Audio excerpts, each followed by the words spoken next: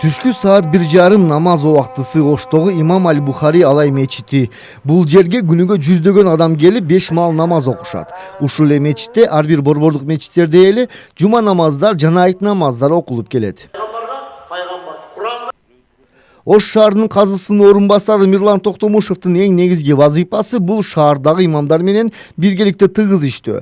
Азыркы күндө эң негизги максат бул дин кызматкерлердин билим сапатын жогорулатуу, кадимкидей эле жамаат менен намаз окуу, нике кыюу, жаназа окуу, дем салуу менен гана чектелбестен, коомдогу болуп жаткан ар кандай көрүнүштөргө дин жаатынан түшүндүрүү иштерин жүргүзүү. Ал үчүн имамдар диний илимдерден сырткары коомдогу болуп жаткан өзгөрүүлөрдү терең изилдеп, жаңылыктардан артта калбашы керек. Биздин диний кызматкерлер өздөрү дагы өз ара изденүү менен, мисалы үчүн бир мечиттин имамы болуп турган болсо, ал сөзсүз түрдө жоопкерчиликтүү адам да. Жоопкерчилик болгон үчүн илимге сөзсүз түрдө илим, билим бул нерселерге муктаж болгондуктан биз ойлойбуз азыркы күндө талапка жооп бере турган деңгээлде эле булар илим деңгээл керектүү илимди, адеп акылакты алып, анан баягы күндөн күнгө өсүү сөзсүз түрдө бар. Азыркы убакытта дүйнөлөшүү процесси, технологиялардын өнүгүүсү, социалдык тармактардын жардамы менен маалыматтын бат таралышы менен бирге диндин коомдогу жана ар бир адамдын руханий дүйнөсүндөгү ордун эске алып, диний таалим берүүнүн да усулдары өзгөрүлүп келүүдө. Эгерде мурда диний билим көбүнесе хужраларда жана медреселерде берилип, анда исламдын принциптери менен Куранды гана үйрөтүү болуп келсе, эми болсо таптакыр башкача. Ошо мамлекеттин бүтүндүгүнө, элдердин коопсуздугуна коркунуч туудурган адам. Экстремизм деген эмне? Дүйнөдө ислам дининен башка да канча диндер жана агымдар бар. Бактияр Пратов бул суроолорго жоопторду билет. Кичинекейинен мугалим болом деп кыялданган бул жигит өзүнүн өмүрүн динге багыштап, келечектеги чоң илимпоз теолог болсом дейт.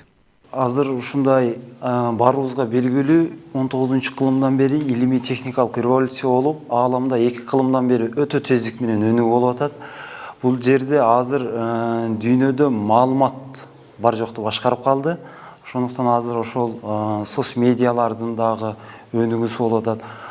Ушундай шартта албетте бир теолог техникалык өнүгүүлөрдөн, экономикалык өнүгүүлөрдөн кабардар болуп, ошону менен катарда инсан бир гана ошондой экономикалык, техникалык жетишкендиктери менен эле чектелбейт.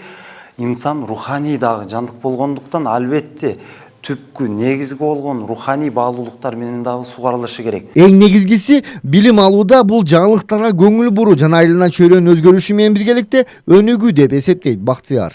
Азыр Европа өлкөлөрүндө, Турцияда ушундай сабактар кирип атат, маданияттар аралык диний плюрализм деп. Эми азыр урбанизация болуп, шаардашып, көп түрдүү маданияттар бир ортого чогулуп калганда биз кандай беребиз?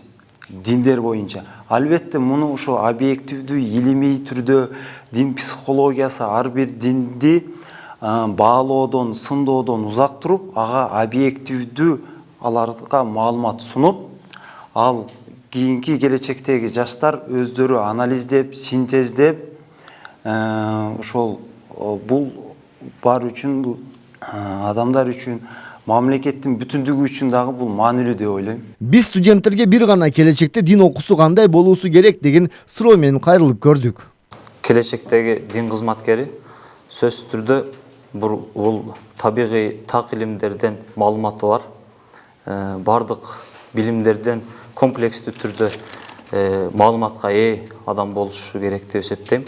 Анткени биз ишеним жаатын түшүндүрүп өткөндө сөзсүз түрдө билим менен жолго чыгышыбыз керек да. Анан ушул келечектеги бул динге кызмат кыла турган адам негизинен ушул билимдүү, бардык билимдерден маалыматы бар, комплекстүү адам болушу керек деп эсептейм. Исламдын жалпы баалуулуктарын алып,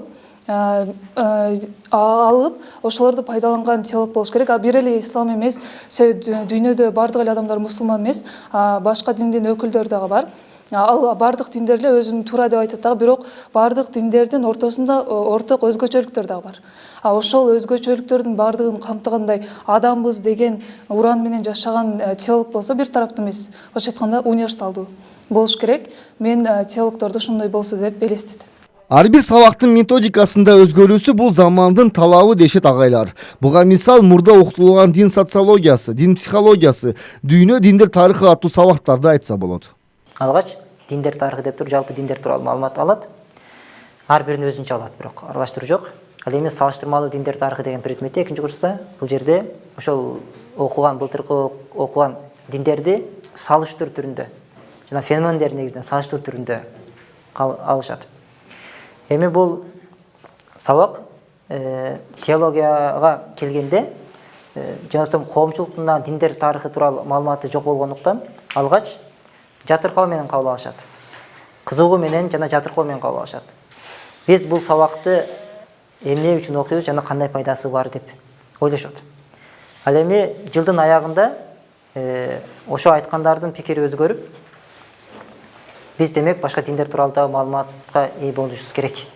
Башка диндер тууралуу маалымат бизге керек болсо исламды дагы, коомду дагы түшүнүүдө бизге пайдасы берет деген өзгөрүүгө барышат. 7 жыл мурда 2014-2020 жылдарга Кыргыз Республикасынын диний чөйрөдөгү мамлекеттик саясаттын концепциясы кабыл алынган. Анын максаты жарандардын жана мамлекеттин коопсуздугун камсыз кылуу, конфессиялар ортосунда ынтымакты жана диний сабырдуулукту бекемдөө, диний радикализмге жана экстремизмге каршы күрөшүү, адам укуктарын жана дин тутуу эркиндигин принциптери негизинде натыйжалуу мамлекеттин дин аралашпаган мүнөзүнө негизделген өз ара кызматташтыгын оптималдуу моделин түзүү болчу. 2020 жыл өттү. Бул концепция өзүнүн максатына жетти же жокпу аны эксперттер талдашат, бирок азыркы күндө дин кызматкерлери ушуга окшогон дагы бир расмий документ керектигин айтышат.